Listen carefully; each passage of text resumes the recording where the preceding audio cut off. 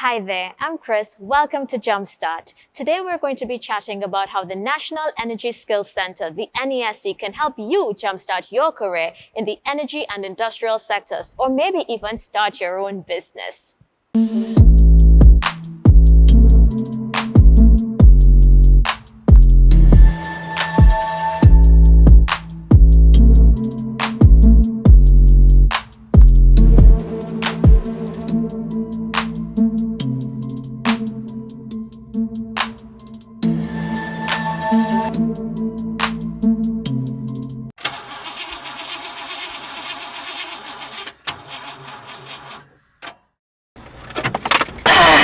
I think I need a jump start.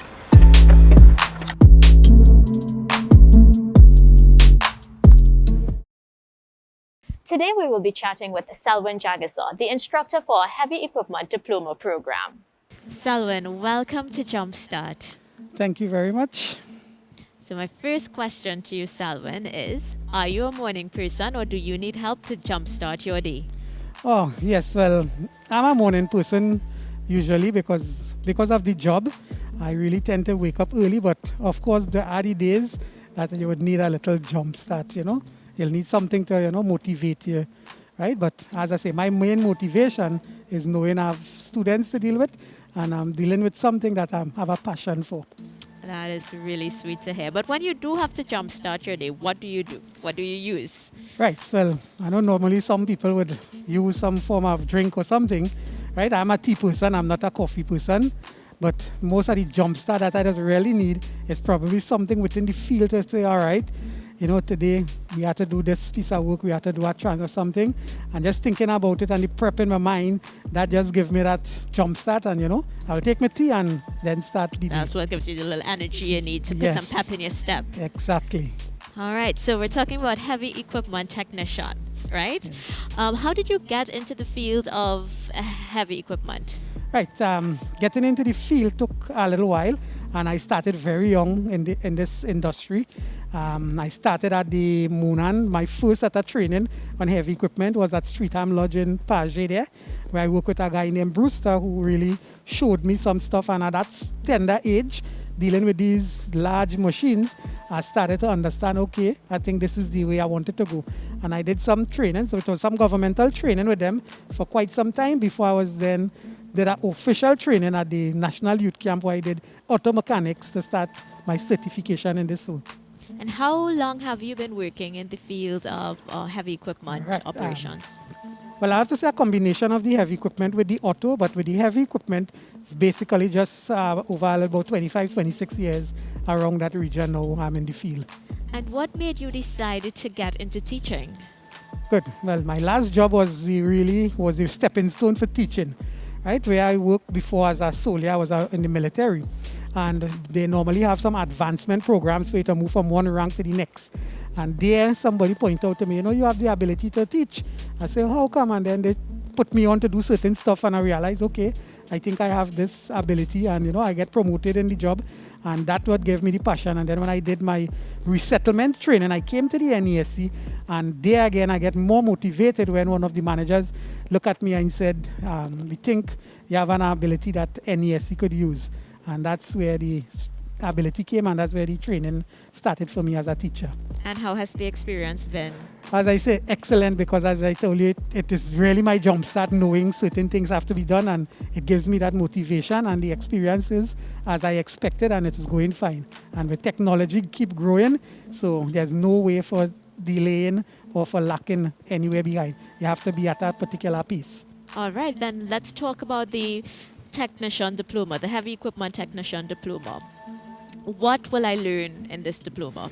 Good. So basically, we let students and the general public who is interested, we cover the vehicle from top to bottom. So what we will consider from the chassis, go right up to, the only thing we don't really do is the body part of the vehicle, which we maybe soon be doing. But we deal with the chassis, go right up to our vehicle driving on the road. So we did do chassis, how chassis is formed. We do suspensions and their functions, steerings, we do brake system, hydraulic and air, and we do hydraulics generally, electrical and final drives and powertrains. So we cover the entire vehicle. And what kinds of job opportunities are available upon completion of this diploma program? Right, so the job opportunities as the energy sector and these big companies around, they know about our program, and they know that the students are being trained overall.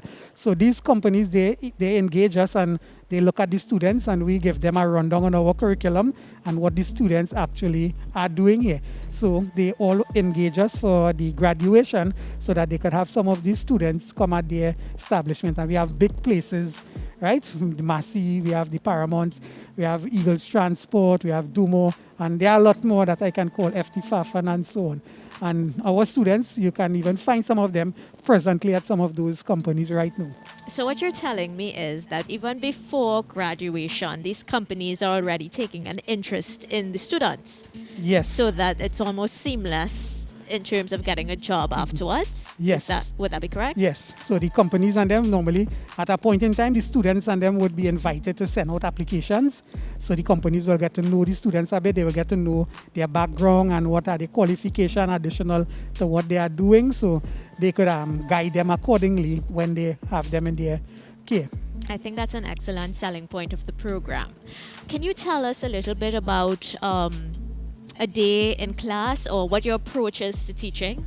Right, so a day in class. So we could choose any day, and as I say, because most of the day basically are entertaining and educational.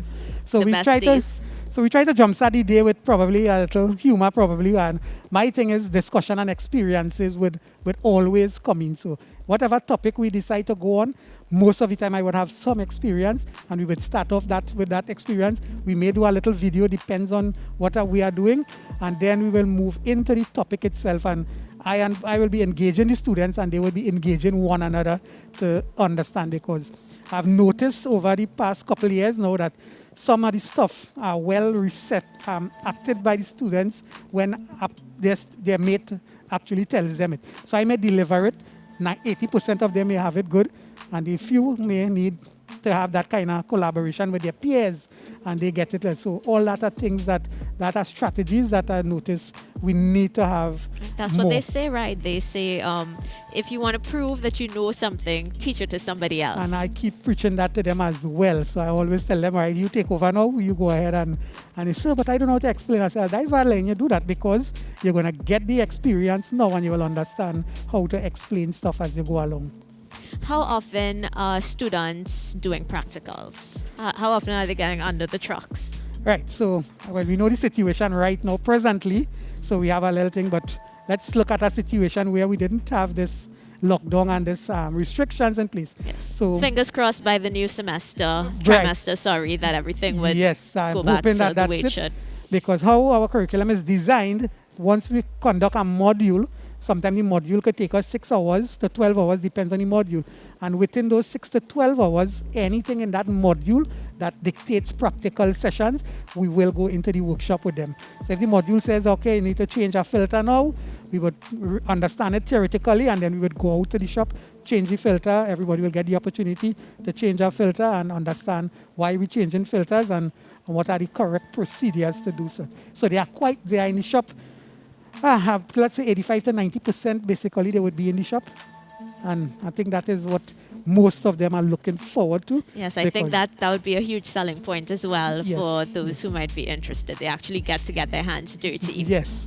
And with all of that practical, I know you have something funny to share with us. There must be something hilarious that happens in your class from time to time, and you might have a story to share with us. Right, so we had I remember that story. As I said, I remember that story with that I really want to share this one, and it's a hilarious story when I did tools.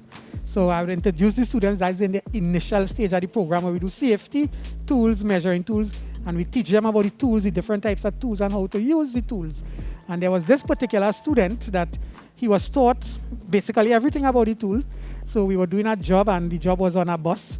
It was the first electric bus in the country, UTT. So we had a little arrangement with them to do the maintenance on the bus. And I was the instructor together with another instructor, went to do the training. So we took the guy, they brought the bus to us.